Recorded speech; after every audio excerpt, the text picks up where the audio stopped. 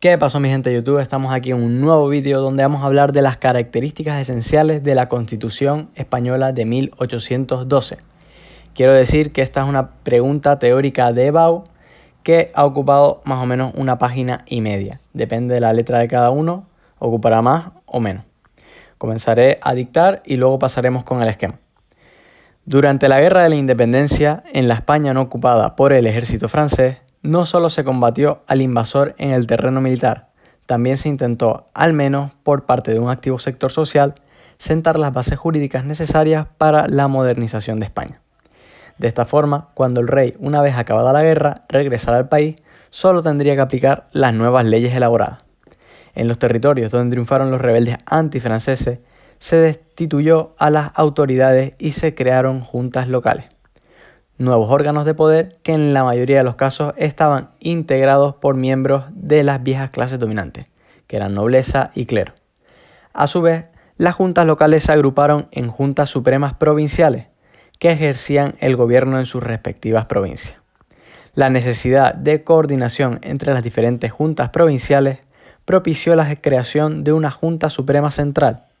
En 1810, la Junta Suprema traspasó sus poderes a un Consejo de Regencia, que actuaba en nombre del rey Fernando VII, y se estableció en Cádiz. Los liberales consiguieron que la convocatoria no se hiciera por estamentos como en el antiguo régimen, sino como asamblea única. La elección de los diputados de cada provincia se realizó mediante el voto de los mayores de 25 años, tenían que ser hombres.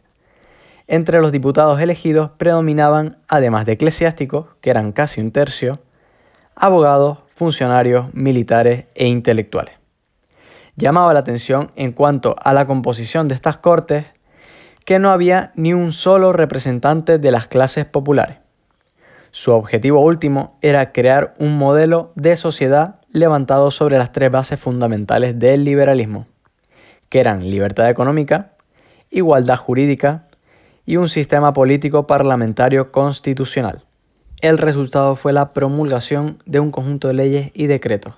La obra más importante de estas Cortes es la promulgación de la primera Constitución auténticamente española, ya que no se puede considerar como tal la Constitución de Bayona dada por José I Bonaparte.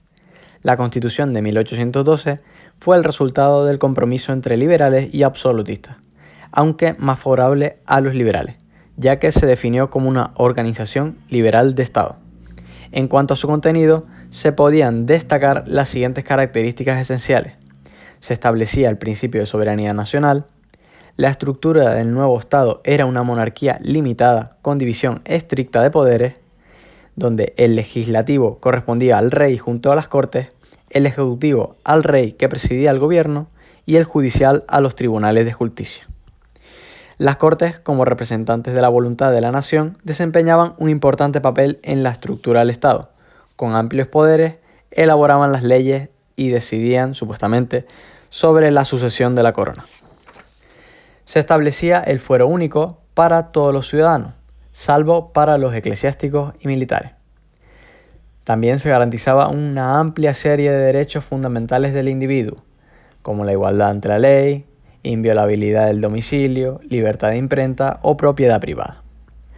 No se reconocía, en cambio, la libertad de culto, sino que se imponía el catolicismo como religión oficial y única, lo que era una concesión clara del sector liberal al absolutista. El procedimiento de elección de los diputados de las Cortes era indirecto, por sufragio universal masculino. De todos los ciudadanos varones y mayores de edad, se elegía a unos delegados, quienes después se encargaban de elegir a los diputados. Los diputados representaban a los ciudadanos y no a los estamentos. Se organizaban territorialmente el Estado en municipios y provincias, gobernadas por ayuntamientos y diputaciones electivas. También se creó la Milicia Nacional como cuerpo de ciudadanos armados para defender los preceptos o principios liberales ante quienes se opusieran a su desarrollo. En conclusión, la Constitución de 1812 representó el primer intento serio de racionalizar el Estado y el ejercicio del poder sobre la base de los principios liberales, por lo que se convierte en la referencia obligada y permanente de todo el liberalismo posterior. Dicha Constitución fue abolida por Fernando VII, que volvió a entrar en vigor durante el trienio liberal y luego quedó sin aplicación en la época ominosa, pero su espíritu sirve de referencia durante el siglo XIX. A continuación pasaremos a explicar el esquema. Comenzaremos con la introducción, donde hablaremos del tiempo y del objetivo de la Constitución de 1812. Diremos al principio que fue durante la Guerra de la Independencia, en la España no ocupada por el ejército francés.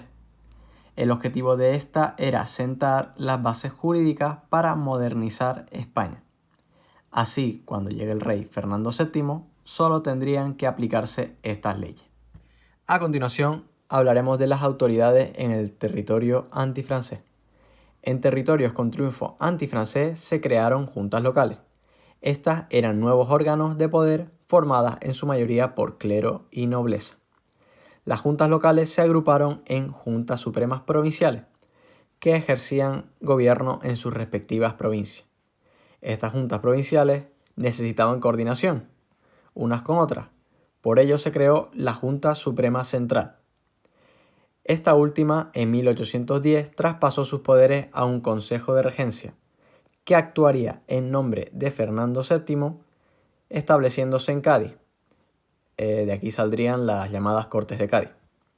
Aquí tenemos un esquema de cómo eran las juntas de las que les he hablado, para hacerlo más pequeño. Comenzaríamos con las juntas locales, que son el círculo grande, porque habían varias.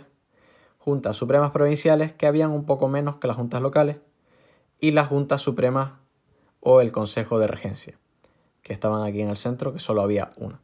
Luego de hablar de las juntas, pasaremos a hablar del nuevo modelo de sociedad, donde diremos que los liberales consiguen que la convocatoria se haga como asamblea única, no por estamentos como se hacía en el antiguo régimen. Elección de diputados de cada provincia por sufragio universal masculino, donde votarían los mayores de 25 años.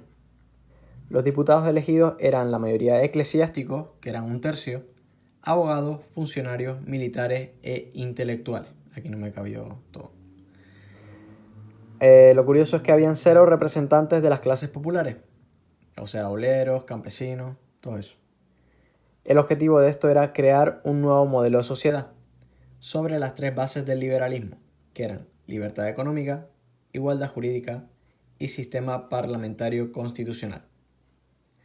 El resultado de esto fue la promulgación de un conjunto de leyes y decretos. A continuación hablaremos de la Constitución de 1812 y sus principios. Diremos que fue la obra más importante de las Cortes de Cádiz. Diremos también que fue la primera Constitución española sin contar la de Bayona, que fue dada por José Bonaparte I, el hermano de Napoleón. Fue el resultado del compromiso entre liberales y absolutistas, pero era más favorable para los liberales, definida como organización liberal del Estado. Sus características o principios esenciales eran la soberanía nacional, la monarquía limitada con división de poderes, donde estaban el legislativo, que eran las Cortes más el rey, el ejecutivo, que era el rey que presidía el gobierno, el judicial, donde estaban los tribunales de justicia, las Cortes como representantes de la nación con poderes como elaborar leyes, decidir sobre la sucesión de la corona. Este último era muy relativo porque cuando llegó Fernando VII hizo lo que quiso. Fuero único, menos los eclesiásticos y los militares, que tenían sus leyes propias. Derechos fundamentales del individuo, como la igualdad ante la ley, la propiedad privada, la libertad de imprenta, y habían otros muchos más. Pero el catolicismo estaba impuesto sin libertad de culto. A continuación, para acabar con el cuerpo de la pregunta, hablaremos del procedimiento de elección. Diremos que la elección era indirecta, donde votaban los hombres mayores de 25 años, a los delegados, y estos delegados votaban a los diputados. Los diputados representaban a los ciudadanos, no a los estamentos. La organización territorial se dividía en municipios y provincias gobernadas por ayuntamientos y diputaciones electivas. También había una milicia nacional como defensora de los principios liberales, la cual estaba formada por ciudadanos armados. Y por último, en la conclusión, hablaremos de qué representó la Constitución de 1812 y qué pasó después de esta. Hablaremos que representó el primer intento de racionalizar el Estado, Se convirtió en referencia obligada y permanente del liberalismo posterior. Después fue abolida por Fernando VII cuando éste volvió a España, volviendo en el trienio liberal, pero sin aplicación en la época ominosa. Aún así, es referencia durante el siglo XIX. Eso es todo sobre la Constitución de 1812. Espero que te haya gustado el vídeo, te haya servido de ayuda y te haya dejado las cosas aún más claras. Suscríbete para que no te pierdas nada y dale like para que YouTube posicione mi vídeo lo más arriba posible. Chau, chau.